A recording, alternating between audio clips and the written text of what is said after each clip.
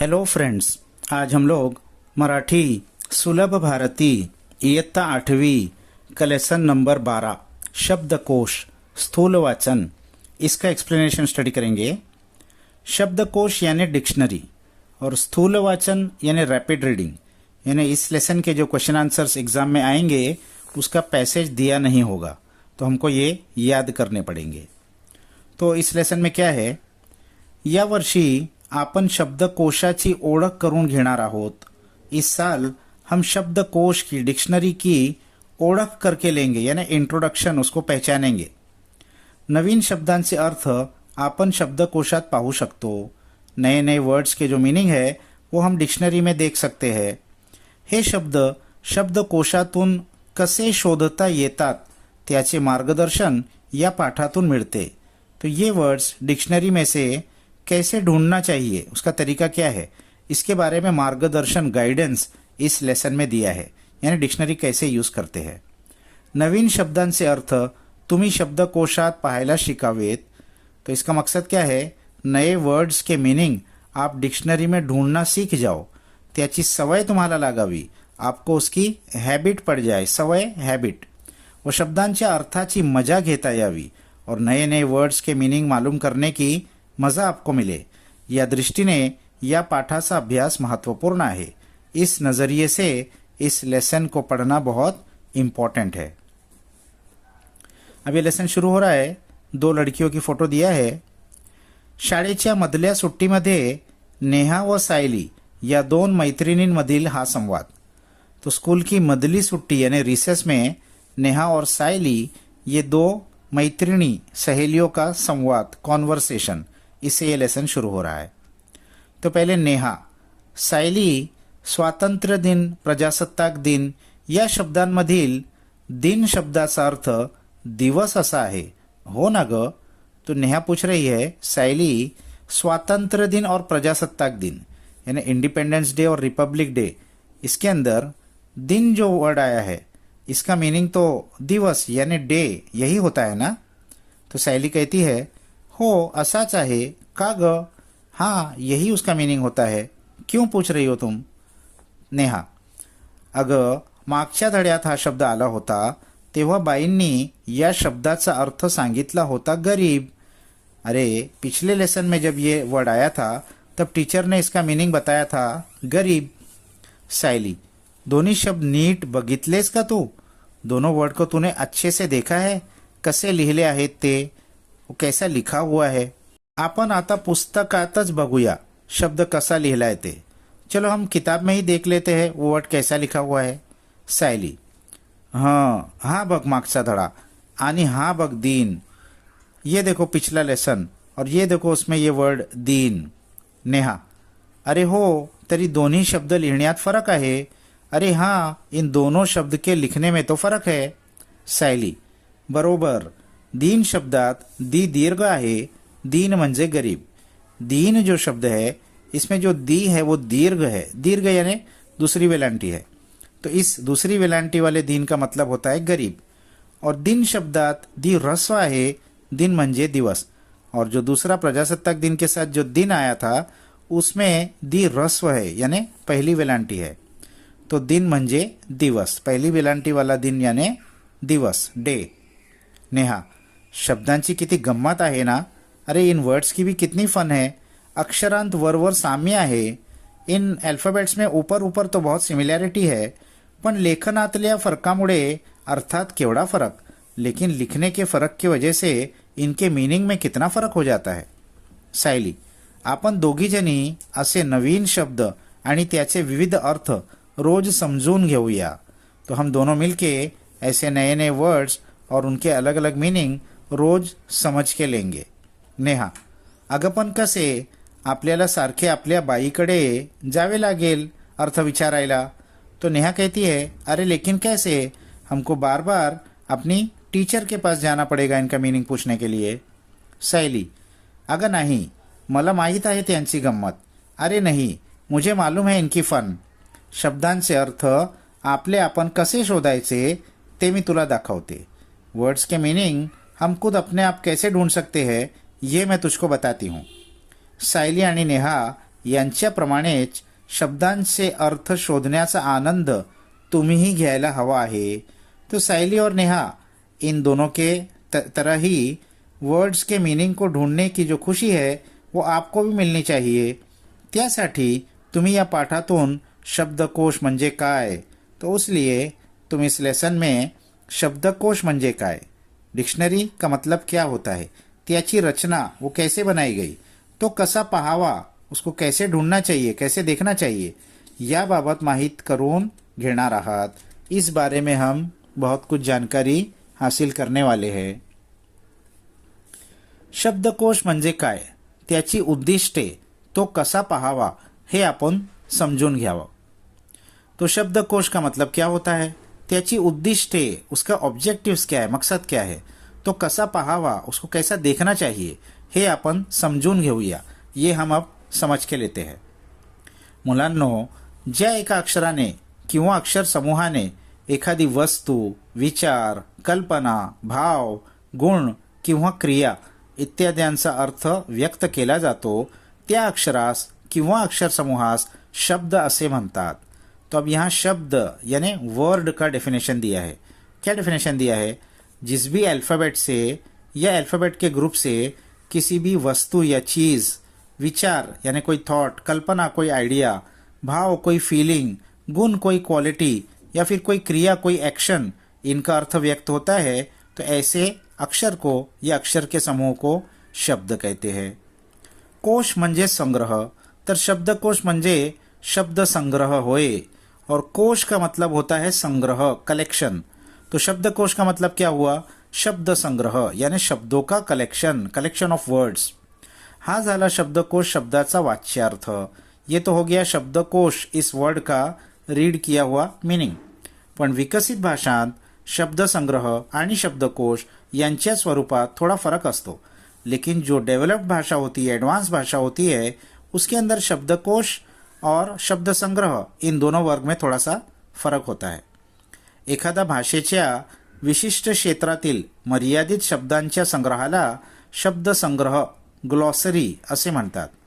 तो किसी भाषा के कोई विशेष क्षेत्र के यानी किसी खास फील्ड के मर्यादित यानी लिमिटेड वर्ड्स के संग्रह को शब्द संग्रह या ग्लॉसरी ऐसा कहते हैं. जैसे आपकी हिस्ट्री या ज्योग्राफी की बुक हो या साइंस की बुक हो, उसमें लास्ट में ग्लॉसरी आता है, यानी उसी बुक के अंदर जो जो साइंटिफिक टर्म्स आए हैं उसको अल्फ़ाबेटिकल ऑर्डर में लिखा होता है. तो वो एक खास फील्ड के खास वर्ड्स के लिए होता है. तर त्या भाषेतील बहुतेक सर्व शब्दांचा संग्रह और उस भाषा के लगभग सारे ही वर्ड्स को का संग्रह विशिष्ट रचना पद्धतीचा अवलंब करून दिला. खास विशिष्ट रचना पद्धति यानी खास टेक्निक से अगर उसको अल्फ़ाबेटिकल ऑर्डर में अरेंज करके सारे ही वर्ड्स को अगर एक बड़ी बुक में जमा कर दिया गया, दिला असल्यास त्याला शब्दकोश, डिक्शनरी असे म्हणतात. तो उसको फिर शब्दकोश या डिक्शनरी ऐसा कहते हैं. ये फरक है ग्लॉसरी और डिक्शनरी में. कोशात समाविष्ट केलेल्या शब्दांची रचना पद्धतशीरपणे केलेली असते. तो कोश में, डिक्शनरी में समाविष्ट केलेल्या शब्दांची रचना, जो भी वर्ड्स उसमें इंक्लूड है, उसकी रचना, उसका अरेंजमेंट पद्धतशीर बने, बहुत ही अल्फ़ाबेटिकल ऑर्डर में किया जाता है. संग्रहित केलेल्या शब्दांचा क्रम कोणत्या पद्धतीने लावला आहे ते कळले तर कोणताही शब्द कोठे सहजतेने सापडेल हे नक्की कळेल. संग्रहित केलेल्या शब्दांचा क्रम, ये जो कलेक्ट किए हुए वर्ड्स है, इनका क्रम, इनका ऑर्डर कौनत्या पद्धति लावला है, किस टेक्निक से लगाया गया है, उसके पीछे क्या रीजनिंग है, ये हमको मालूम पड़ गया, तो फिर वो वर्ड कहाँ मिलेगा, हम आसानी से उसको ढूंढ सकते हैं. अलीकडे सर्व भाषांतील कोशांतील शब्दांची योजना त्या भाषेच्या व्यवहारासाठी वापरल्या जाणाऱ्या लिपीतील वर्णांच्या क्रमाने केलेली असते. तो अलीकडे यानी हाल के समय में रिसेंटली सारी भाषा के जो कोश है उनके अंदर शब्द की जो योजना की जाती है वो उस भाषा के व्यवहारासाठी वापरल्या जाणाऱ्या यानी नॉर्मली जो बातचीत में इस्तेमाल किए जाते हैं लिपीतील वर्णांचे क्रमाने केलेले असते. लिपी यानी स्क्रिप्ट, उसका जो स्क्रिप्ट है जैसे मराठी का अ आ इ ई, इंग्लिश का ABCD, तो उसके वर्णांच्या क्रमाने उसको असेंडिंग ऑर्डर में अरेंज करके की जाती है. अशी योजना करताना शब्दांचे आद्य अक्षर किंवा वर्ण विचारात घेतलेले असतो. तो ऐसा योजना, ऐसा प्लानिंग करते हुए शब्द के आद्य अक्षर यानी इनिशियल जो अल्फाबेट होता है किंवा वर्ण यानी उसकी जो स्क्रिप्ट है उसको ध्यान में रखा जाता है। यानी सबसे पहले पहला अल्फाबेट, वो अल्फाबेट अगर सेम है तो फिर दूसरा अल्फाबेट, इस तरीके से वो अरेंज होता है। या पद्धतीमुळे कोशात शब्द कोठे सापडेल हे चटकन ठरवता येते। इस टेक्निक से कोश में वर्ड कहाँ मिलेंगे ये फौरन हम फैसला कर सकते हैं। इसके बाद में उद्दिष्टे, एम्स, ऑब्जेक्टिव्स क्या है डिक्शनरी के।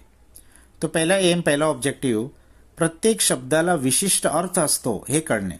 हर एक वर्ड का एक विशिष्ट, एक खास, एक स्पेशल मीनिंग होता है ये मालूम करना।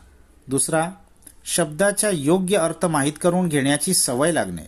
वर्ड का सुटेबल मीनिंग मालूम करने की हमको हैबिट हो जाए।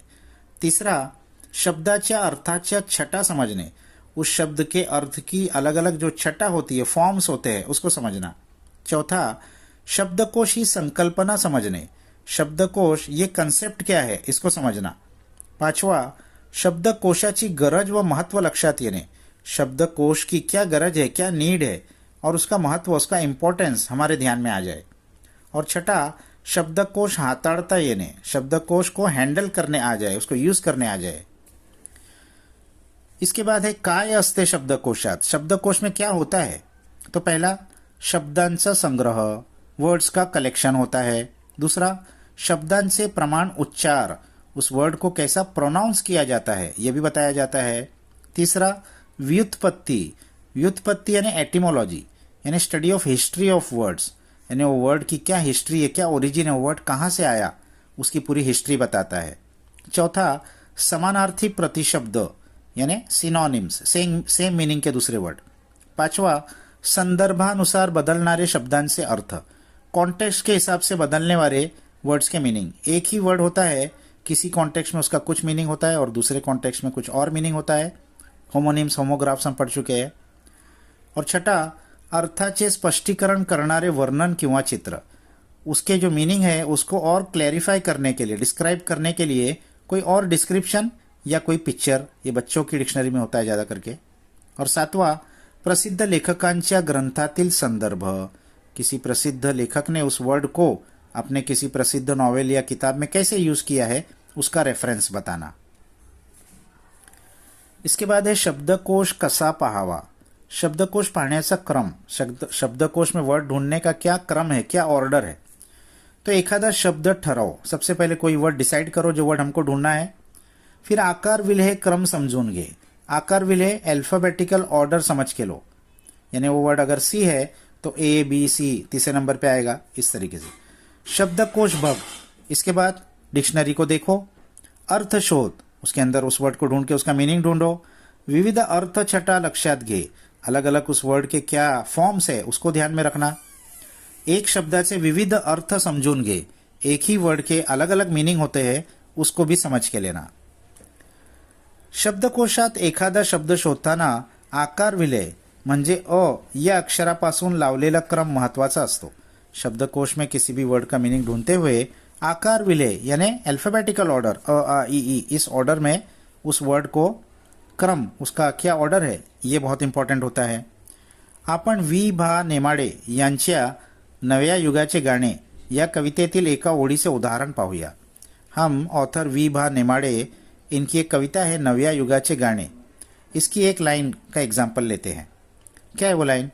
अणुरेणू तुनी शब्द प्रगटती, चला चला पुढती, विज्ञानाचा प्रकाश आला घडे दिव्य क्रांती। आता समजा आपल्याला अणुरेणूतुनी, प्रगटती, विज्ञान, प्रकाश, दिव्य आणि क्रांति असे 6 शब्द शोधायचे आहेत। तो अब इस पोएट्री के इस लाइन में जो 6 वर्ड आए हैं, इन वर्ड्स को हमको समझो डिक्शनरी में ढूंढना है। तो हम कैसे ढूंढेंगे? पहिली महत्वाची गोष्ट म्हणजे शब्दांना लागलेले प्रत्यय वगळून, सामान्य रूप वगळून मूळचा शब्द शोधायचा असतो। सबसे पहले चीज, वो वर्ड के अंदर जो प्रत्यय यानी उसके अंदर जो सफिक्स लगा है उसको हटाकर और सामान्य रूप को भी हटाकर मूळचा शब्द शोधायचा असतो। रूट वर्ड क्या है ये ढूंढना है। अणुरेणू तुनी या शब्दातला तुनी हा प्रत्यय वगळून मूळ शब्द शोधावा लागेल। तो पहला वर्ड है अणुरेणू तुनी, तो तुनी इसमें प्रत्यय सफिक्स लगा हुआ है, उसको पहले हटा देना है। और मूळ शब्द रूट वर्ड क्या है वो देखना है. दुसरी महत्वाची गोष्ट म्हणजे क्रियापदाचा मूळ धातू शोधायचा असतो. और दूसरी इंपॉर्टेंट चीज, क्रियापद जो वर्ब आएगा उसके अंदर भी उसका रूट क्या है वो देखना है. म्हणजे प्रगटती या शब्दाचा प्रकट हा मूळ धातू, प्रगटती इसमें भी वो ती जो है वो सफिक्स है और क्रियापद जो वर्ब मेन है वो है प्रकट. ये हमको ढूंढना है. तो अणुरेणू, प्रकट, विज्ञान, प्रकाश, दिव्य, क्रांति या 6 शब्दांचा आता आपण क्रम लावू. तो अब ये 6 शब्द हमने रूट वर्ड लिखे हैं और इसका अब हम ऑर्डर देखेंगे, कौन पहले आएगा कौन बाद में आएगा. आपल्या वर्णमालेनुसार यांची पहिली अक्षरे कुठल्या क्रमाने येतात ते पाहू. तो हमारे वर्णमाला के हिसाब से इनके पहली अक्षर, सबसे पहला अल्फ़ाबेट जो है वो कौन से क्रम में, कौन से ऑर्डर में आते हैं ये देखेंगे. आता अर्थातच स्वरापासून सुरू होणाऱ्या शब्दांचा क्रम आधी लागेल. अब बट नेचुरली जो स्वर शब्द है, यानी स्वर कौन से होते हैं, अ आ इ ई उ ऊ ए ऐ ओ औ अम आहा, ये स्वर होते हैं. और उसके आगे क ख ग घ ये सब लास्ट बात के व्यंजन होते हैं.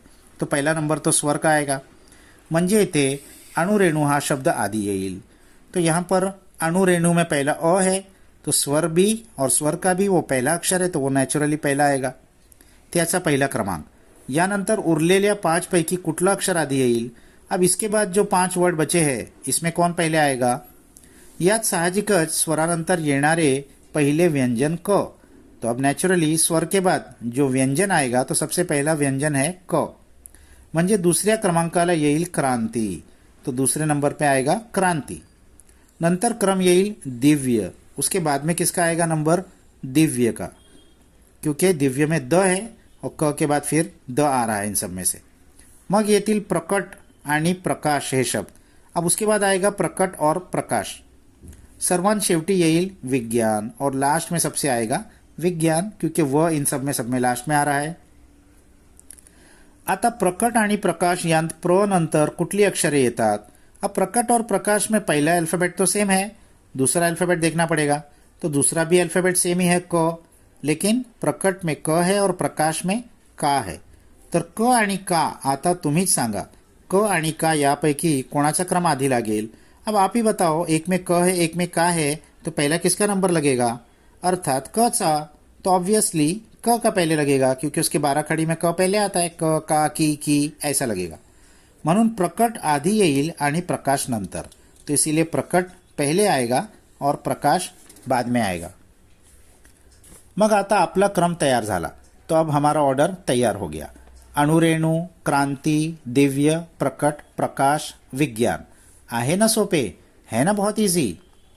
यात क्रांति, प्रकट, प्रकाश यांमध्ये पहले अक्षर जोड़ाक्षर आहे.